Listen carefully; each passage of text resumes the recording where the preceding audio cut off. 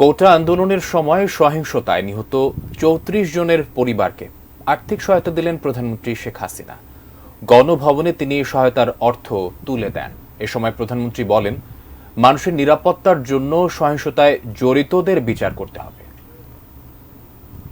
কোটা সংস্কার আন্দোলনকে কেন্দ্র করে সহিংসতায় প্রাণ গেছে অনেকের। যারা স্বজন হারিয়েছেন সেই সব পরিবারের পাশে দাঁড়িয়েছেন প্রধানমন্ত্রী শেখ হাসিনা।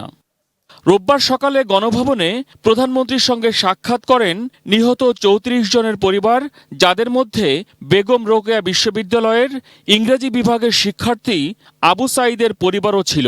প্রধানমন্ত্রী নিহতদের স্বজনদের খোঁজ খবর নেন, তাদের সান্ত্বনা দেন। আপনারা আপনজন হারিয়েছে, আপনারা একটা শোক সইতে পারেন না। আমি কি শোক সই নিয়ে দিন রাত পরিশ্রম করে যাচ্ছি, শুধু কেন এই দেশের মানুষের জন্য। কিন্তু আজকে এইভাবে বাধা দেওয়া, যা কিছু করি জ্বালায় পরে শেষ করে দেওয়া, এটা তো কোনো দিনই গ্রহণযোগ্য না। বা সাধারণ মানুষই তো সুবিধা পেত।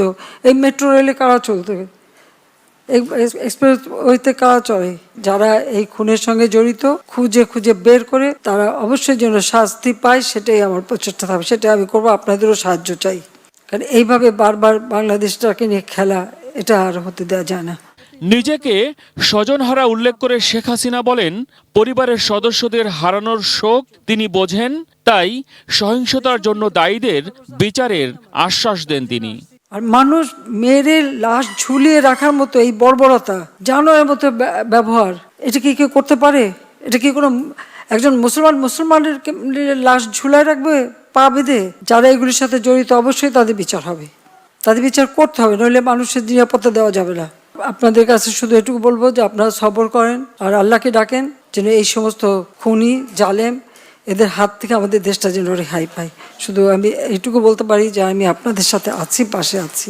আজকে যদি ভালো সময় হতো কত হাসি খুশি করে সবাই যেতে পারতেন, আর এখন আমারও আপনাদের চোখের পানি দেখতে হচ্ছে, এটাই সবচেয়ে কষ্ট।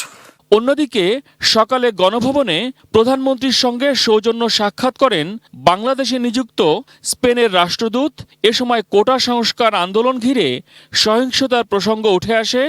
সহিংসতায় জামাত শিবির জড়িত ছিল বলে তাকে জানান প্রধানমন্ত্রী।